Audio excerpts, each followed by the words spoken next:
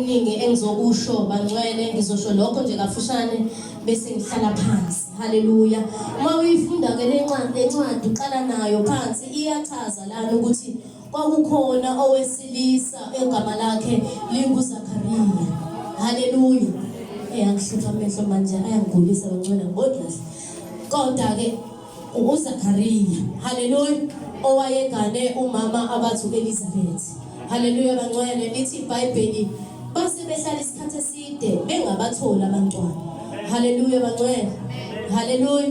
Uma ngilifunda kahle lelizwi noma lesi scripture lithi uZakhariya wakuthi njalo uma ngabe kukhuleka. Haleluya. Lithi iBhayibheli isixuku sasima ngaphansi kwethempeli sona sikhuleke khona. Kodwa yena wayengena ngaphakathi ukushisa impepho. Haleluya. Haleluya bangcwele. Haleluya. uZakhariya he was the only one owayengena ngaphakathi ezoshisa impepho. Isixuku sonke sasimi ngaphansi. Yet wayengabathola abantwana ngisho ebusheni bakhe kwaze kwaba sebudaleni bakhe. Kodwa uye wayengena yena yedwa azoshisa impepho. Kodwa engabathola abantwana nasebusheni bakhe kwaze kwaba sebudaleni bakhe. Haleluya. Ithinto yami namhlanje, you can be the candidate of Jesus. Kodwa ungabi nakho konke. You can be the friend with Jesus. Kodwa ungabi nakho. Babe nakho mhlawumbe isixuku sasingaphandle sasinazi ingane. Sasinakho konke kodwa the man, the servant of God that was serving God faithfully and heartedly. Wayengenabo abantwana. Hallelujah. Lithi iBhayibheli wayenza kahle, abenza kahle.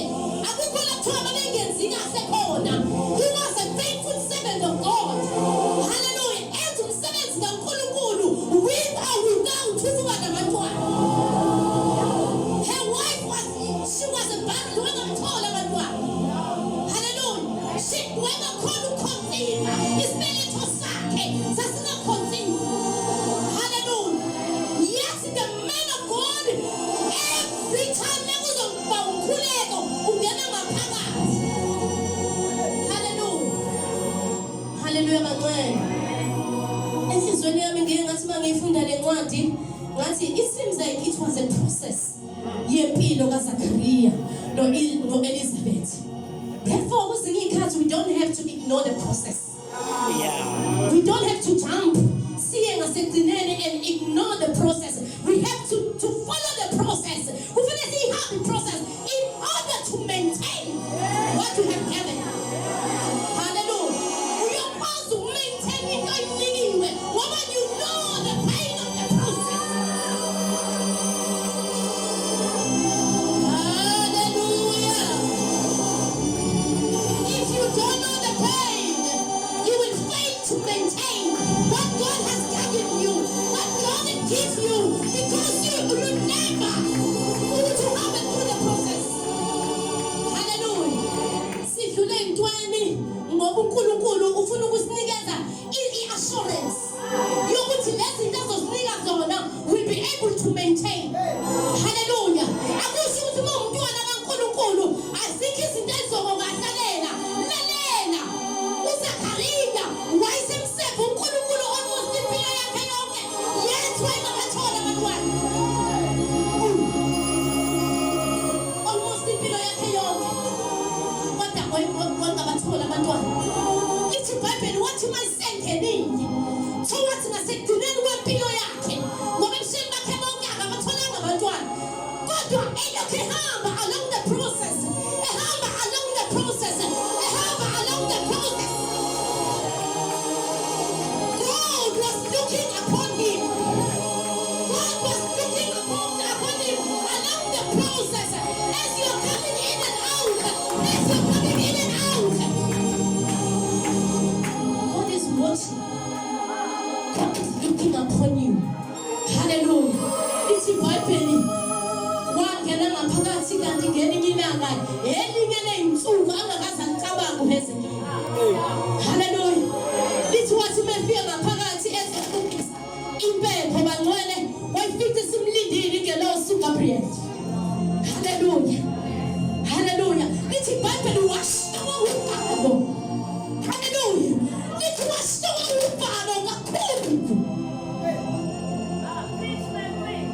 kanti usifikile ekudala kuneyinsuku isifikile ngahlangahla usifikile mafutha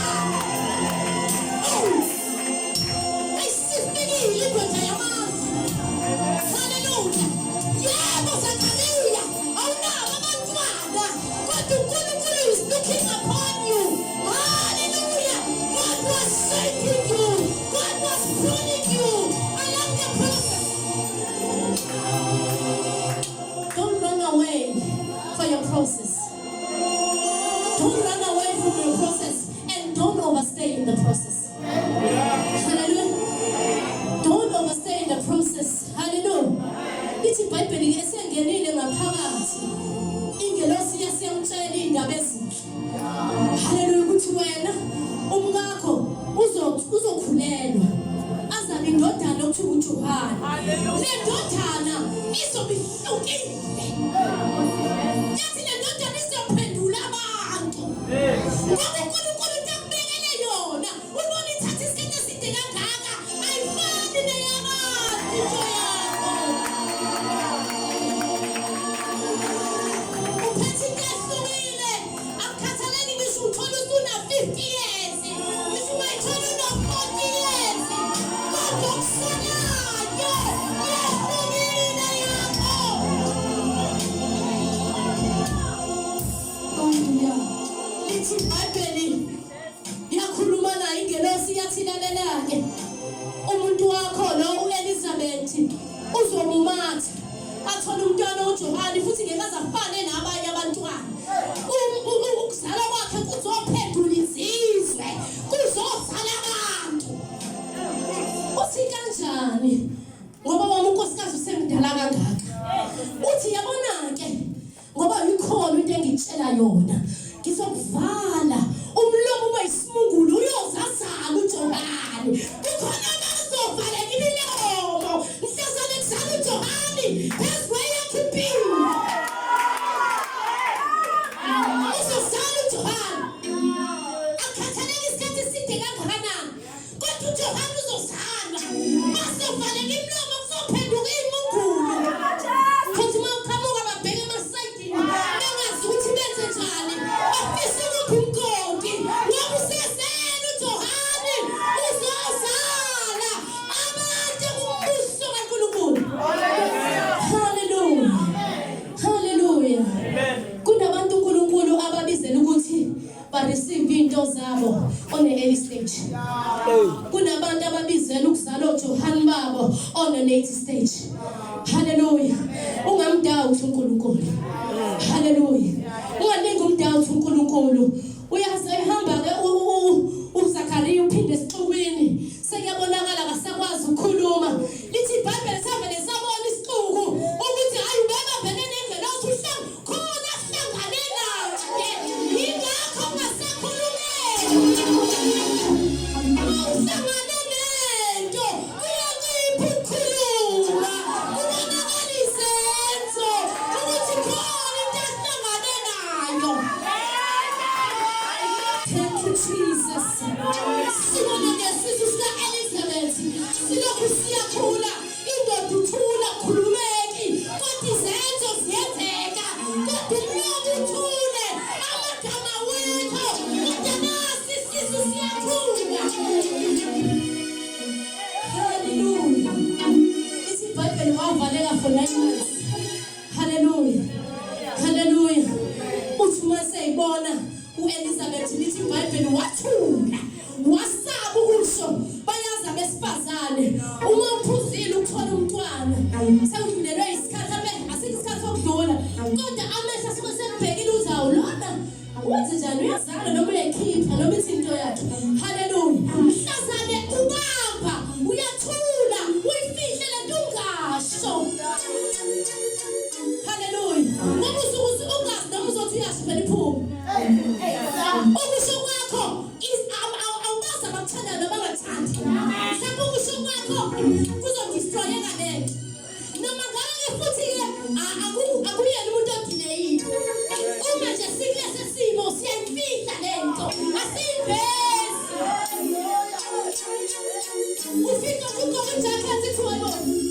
ushisa kangaka ukahle ngoba into efisini nithi Bible wayifisa sisinonathathu Elizabeth uJohane kwaze kwaba inyanga ziyakhula zifika ko-5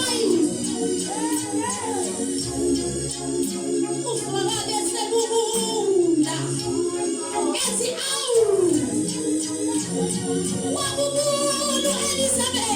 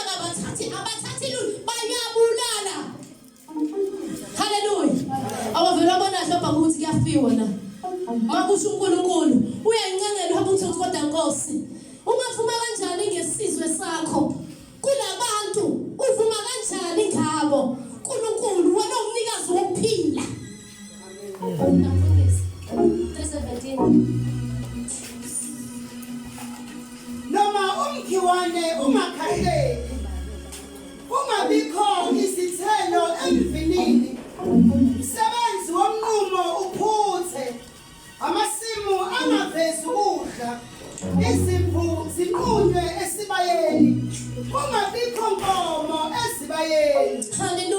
ngathi ngiyamuzwa uhela uZakhariya sonjalo ethi baba noma ngabe amasima awavezi lutho noma ngabe ithela noma ngabe inkomo azizali haleluya kodwa ngizoyeka ukukhosi sonjalo uZakhariya haleluya ngizoyeka ukusekwa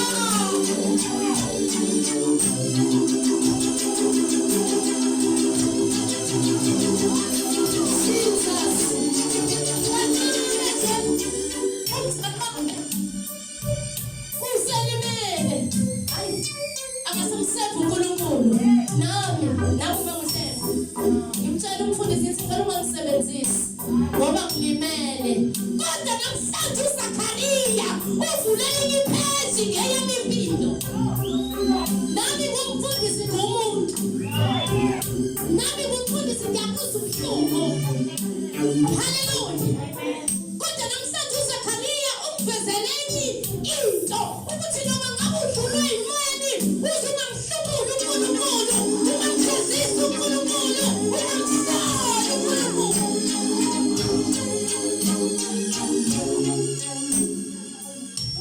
uNkulunkulu ukuze sikwazi izinto asinike zona sibambe njengey'khathi zamantombi haleluya akukhathalekile noma uyababona bafike esontweni bathe bengena bareceiva izinto zabo akusho ukuthi wena uNkulunkulu wakho angeke noma akakuzwa kodwa he's waiting for the right time in order to be able to maintain into akunika yona. Don't ignore the process odlula kuyona. The process odlula kuyona ilungiselela for the future in order to maintain what God akunika yona ngoba into akunika yona akuyona into encane into enkulu noma sizizwe zonke ukuthi sikhona uzelo haleluya hlala endaweni yakho yokulinda ungasuki ukhona uNkulunkulu amen.